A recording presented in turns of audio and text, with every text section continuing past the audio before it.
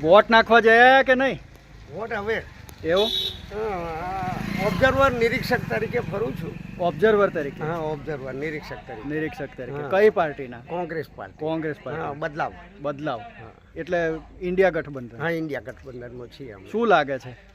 હવે રસાકસી લાગે છે. રસાકસી. હા, રસાકસી. આપણે કઈ બેઠક લાગે? આ બેઠક છોટાઉદેપુર. છોટાઉદેપુર લોકસભા. હા, બરાબર. અને કોણ છે તમારા કોંગ્રેસ ઇન્ડિયા સુખરામભાઈ ગઠબંધન? રાઠવા. સુખરામભાઈ રાઠવા. બધાને સુખી કરશે એવી અપેક્ષા અને આશા સાથે ઈચ્છા રાખીએ છે. એમ હા, 100% સુખી કરશે સુખી કરશે 100%. એવું છે? કારણ તમને કે- વિશ્વાસ છે? હા, વિશ્વાસ છે. એકને એક પાર્ટીથી શું છે, લોકો કંટાળી ગયા છે હા. અને થોડો બદલાવ હોય તો લોકોને કંઈક નવા લાભ મળે, વિચારસરણી આવું છે. તો તમે ઓબ્ઝર્વર તરીકે શું ઓબ્ઝર્વેશન કર્યું? લોકોનો શું આમ લોકોના શું અભિપ્રાય પડે છે? શું મત મળ્યા તમને જોવા મળ્યું? હવે એ બાબતમાં તો આમાં શું છે, ગુપ્ત મતદાન છે. ના ના, એટલે કોઈને વ્યક્તિગત તો લોકો શું પૂછી કહેવા માંગે છે તમને? લોકોએ શું જણાવ્યું? તમે લોકોની મેન્ટાલિટી શું છે આ ચૂંટણી હવે બાબતે? સર, આજે સવારમાં છોટાઉદેપુરથી ફોન આવ્યો હતો, ગઈકાલે દિલ્હીથી ફોન આવ્યો હતો, પછી સીએમ ભૂપેન્દ્ર પટેલની કેસેટ વાગે તો હા, પણ એ તો કેસેટ મૂકે. આપણને એમને કંઈ પૂછવું હોય હા. તો એ પ્રત્યુત્તર ના આપે. ના આપે. એટલે આ રીતના છે. તૈયાર મેસેજ. હા, હવે મતદારો પર આધાર છે કે એવો કેવો રિસ્પોન્સ એટલે મતદારોનો મિજાજ કેવો લાગે છે તમને? મતદારોનો મિજાજ તો કાલે ઘોગંબા 2-3 જણની મુલાકાત થઈ, બહારના હતા. હા, એટલે કે લોકોએ મન બનાવી લીધું છે હા, કે હોમે સત્તા પક્ષ છે એ ગમે એટલું આપશે, નાણું આપશે, લાલ પાણી આપશે, પણ જે નક્કી કરી લાલ દીધું પાણી છે- એટલે એ ના સમજાયું. લાલ પાણી એટલે પેલું અત્યારે ચાલે છે ને, ભલે ગુજરાતમાં ગાંધીનું ગુજરાત છે, હા, નશાબંધી, દારૂબંધી, પણ ખુલ્લેઆમ ફૂલ આવે છે. બરાબર. અને બીજેપી તરફી તો ઘણું આવ્યું છે. એ તો દરેક રાજસ્થાન- પક્ષો આ તો રાજસ્થાન બાજુથી- દારૂ અને ચવાણું તો દરેક રાજસ્થાન પક્ષો બાજુથી એટલી બધી ટ્રકો આવી છે સર કે હા. વાત જ નહીં.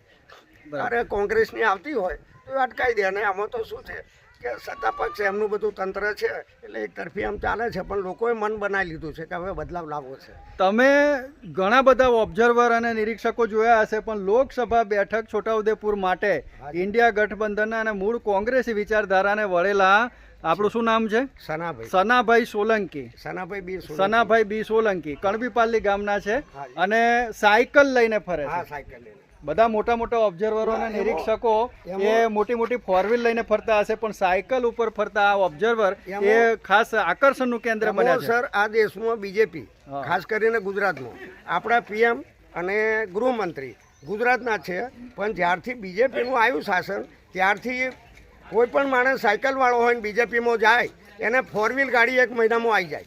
એવું છે. અને હા, સામાન્ય મતદારો જઈશે તઈના તઈ છે. પણ હમણાં આ થોડા દિવસ પહેલા સુખરામભાઈ આ તમારા ઉમેદવાર ઘોગંબા આવ્યા હતા, હાજી. પણ એમનું એવું કહેવું છે લોકોનું કે સુખરામભાઈએ જે રેલી યોજી એમાં કઈ બહુ ભારે પ્રતિસાદ ના મળ્યો. એનું શું કારણ? હવે એમાં- ગરમીના કારણે એવું થયું કે પછી લોકો એમનાથી દૂર જવા માંગે છે? ના, લોકોનું તો મનમાં ઈચ્છા છે કે બદલાવ લાવીએ, પણ ડરે છે બીજેપી વાળા આપણને જોઈ જશે. હા. કદાચ ભાજપ આવી જાય તો પછી આપણને લાભ નહીં આપે. એટલે લોકોનું આવું અંદરનું આત્મા મંતવ્ય છે. એટલે તમે અંદરથી એવું આમ લોકોનું મન એવું કહેવા માંગે છે કે બોલવાનું કશું નહીં, હા, હા. રેલીમાં નહીં જવાનું, પણ મત આપવાનો કોંગ્રેસ મત આપવાનું પોતે નક્કી જ કરી દીધું છે બરાબર, કે આપણે બદલાવ લાવવો છે. બસ. બદલાવ લાવવો છે. બસ. અને ભારતીય જનતા પાર્ટીની વર્તમાન સરકાર છે હા. એનાથી લોકો કંટાળી ગયા છે એવું તમારું કહેવું છે? કંટાળી ગયા એટલે આમાં શું છે કે નેતાઓ જે ફરે છે બહાર, હા. જેનું વાણી વિલાસ વર્તન સારું છે એનો પ્રભાવ પડે છે. બરાબર. મતદારો છે તઈને એ જ પોઝિશનમાં છે. તે શું? હાજી, એ વાત સાચી છે કે ભાજપના એક નામી અનામી એમની જીભ જરા લપસી અને ભોંગરો વાટ્યો એમાં આ બન્યું છે કે અંગ્રેજો અને મોગલ શાસકોને એમના બેટી અને રોટી વ્યવહાર કરતા હતા. એના હિસાબે લોકોને બહુ જ મન દુઃખ થયું સર. બરાબર. પણ હવે ક્ષત્રિય સમાજ તો હંમેશા ક્ષમા વીરસ્ય ભૂષણમ, એ ક્ષમા આપવી એ વીરનું આભૂષણ છે એવું માને છે. એવા આપણે મેસેજો અને બધા આગેવાનોના નિવેદનો પણ સાંભળીએ છીએ, અને છેલ્લે છેલ્લે એવું લાગે છે કે મોદીજી ગુજરાતમાં આવ્યા પછી કંઈક વાતાવરણ પલટાયું હોય એવું કંઈ લાગે છે? પલટાયું સર, મને તો ખરેખર હું કોંગ્રેસવાદી છું પહેલેથી, હા. પણ આ વર્ષે એવું લાગતું હતું ચૂંટણી પહેલાં હા. કે આ વખતે રામ મંદિરના હિસાબે એક તરફી જશે. પણ એમાં શું ભાજપવાળાને થોડુંક એમ થઈ ગયું, હવે ના વિરુદ્ધમાં બહુ વાણી વિલાસ કર્યું. બરાબર છે. એટલે ભારતીય જનતા પાર્ટીના નેતાઓ હા.